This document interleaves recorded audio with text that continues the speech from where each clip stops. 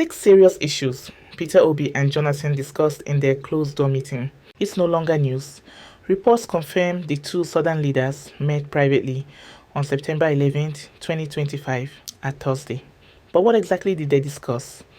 If you look on the surface at what is out there in the media, you won't get the clear answers. For example, Obi announced on social media that the closed-door session was fruitful and that they discussed the state of our dear nation, but that doesn't give clear answers. Nigerian news outlets repeated Obi's description, noting the talks focused on national issues. For example, Vanguard reported that discussions focused on national issues and the state of the country. The Daily Post likewise said the meeting was fruitful and centered on national concerns. However, no detailed communique was released by either side. Premium Times cautioned that details of the discussions remain sketchy, and observers have only speculated about election plans. Even a national TV report noted it was not immediately clear whether their discussions touched on the 2027 presidential elections. In short, the only confirmed statements are Obi's praise of Jonathan and the broad theme of our dear nation. The specific agenda was not publicly disclosed. So to figure out what they probably discussed, we had to comb the web to get the input of political analysts and reporters worldwide. Below is a summary of what we discovered. 1. 2027 presidential race and alliances. Both men have been floated as possible players in the 2027 election.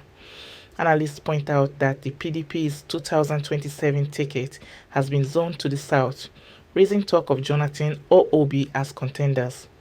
Insider accounts tell Daily Trust that the core issue between Obi and Jonathan is who should step down for the other as a joint candidate. They have overlapping support bases. Obi drew huge votes in the southeast and middle belt, while Jonathan's Bayelsa roots give him sway in the south-south. Sources say both men acknowledge that running separately could split the opposition vote and hand an easy victory to President Tinubu. In practice, this might mean one agreeing to a unity ticket. For instance, Daily Trust reports that Jonathan has been privately courted to lead a coalition with assurances sought, while Obi would agree to a secondary role. Some oblique reports even suggest Obi was offered a vice presidential spot on an Atiku ADC ticket, though Obi's camp reportedly fears being sidelined. A political analysis from the traffic notes that since Obi's obedient movement energized young voters in 2023, the PDP's South zoning effectively reopens the PDP door if Obi ever returns to that party. In other words, both men's candidacies may now be considered under new party arrangements, be it the PDP or the ADC-led bloc, as part of an opposition strategy. 2. Labour Party and realignment.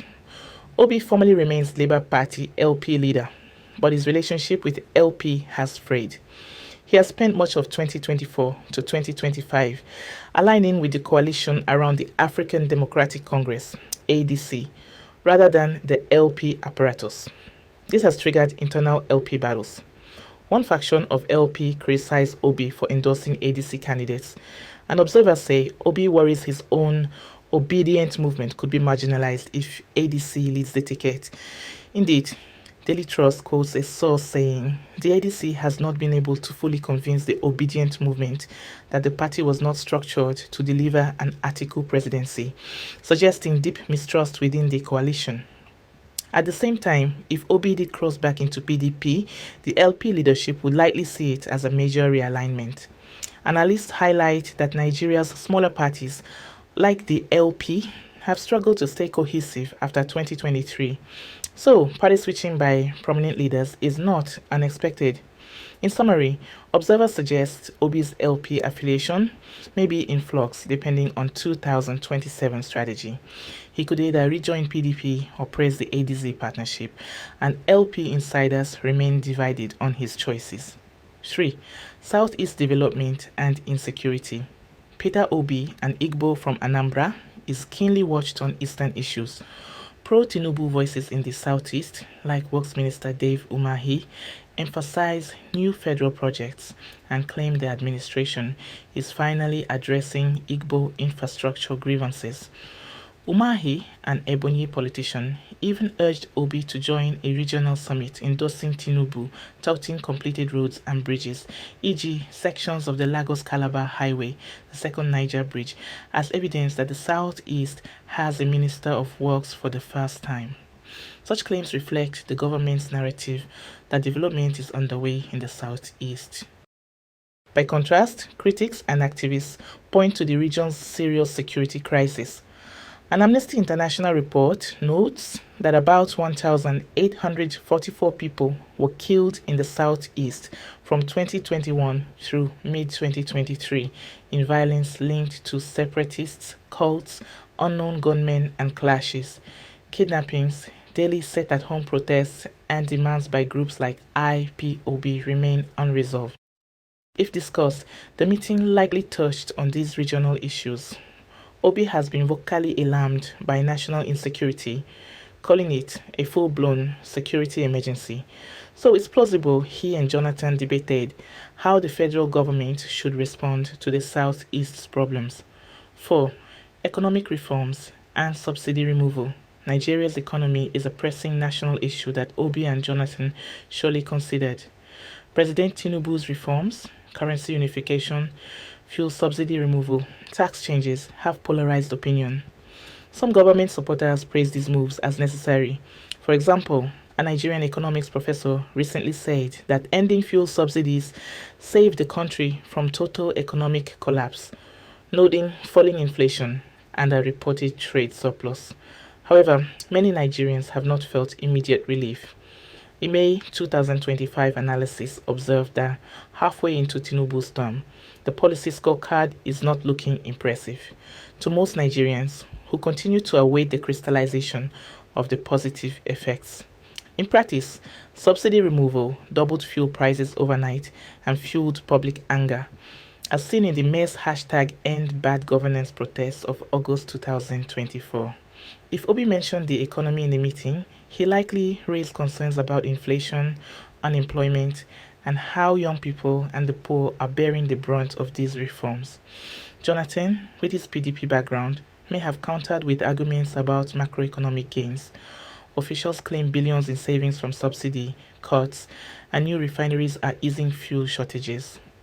Either way, Nigeria's ongoing economic adjustment would be a logical topic for their talks given both men's track records on economic policy. 5.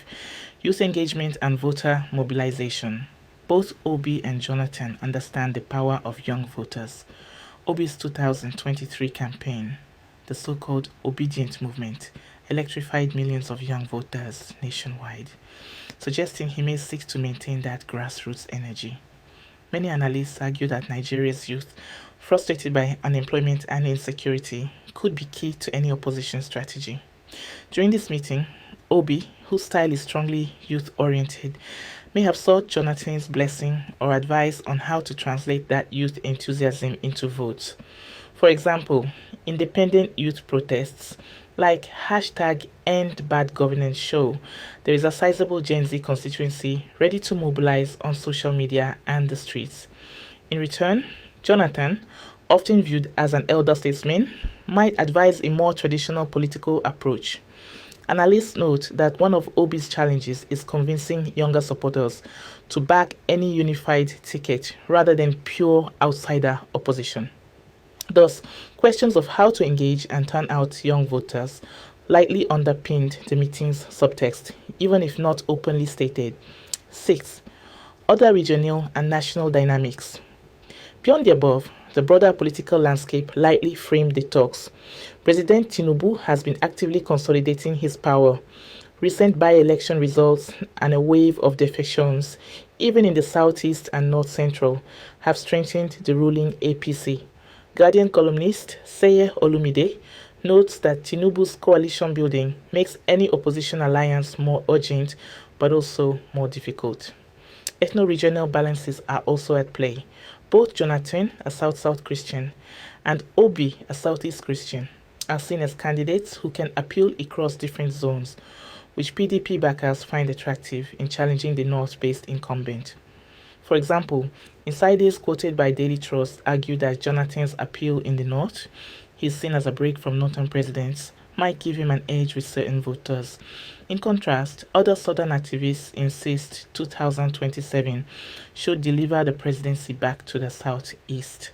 On national issues like security and governance, analysts emphasize that citizens are deeply concerned.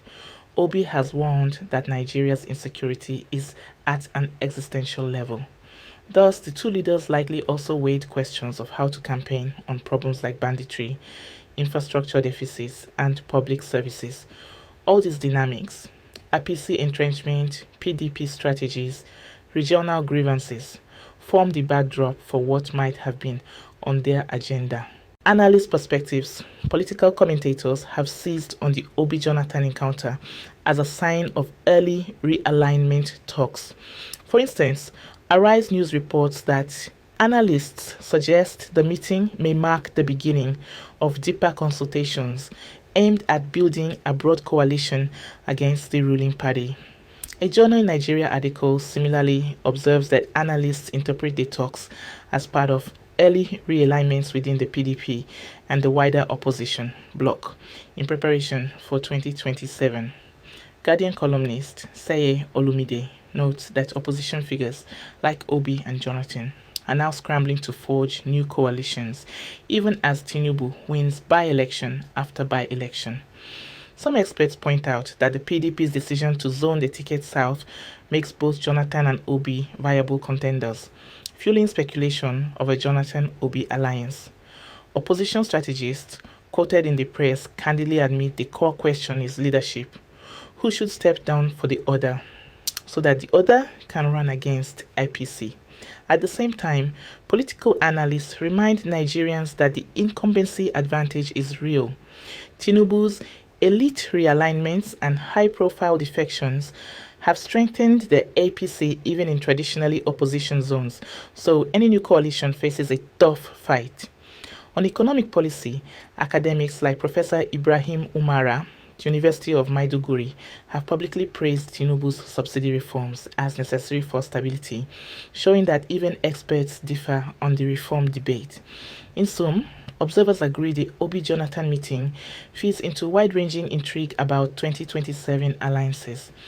It is seen not as an isolated event, but as a strategic step in the chess game of Nigeria's politics. As one pundit put it, the handshake between Obi and Jonathan is aimed at strengthening bridges within Nigeria's fractured political space, a process that both reflects and will shape the coming electoral contest. And if you enjoyed this report, then you may want to subscribe and hit the bell notification so that you don't miss the next one. We will also be waiting for you at the comment section to continue the conversation. Thanks for watching.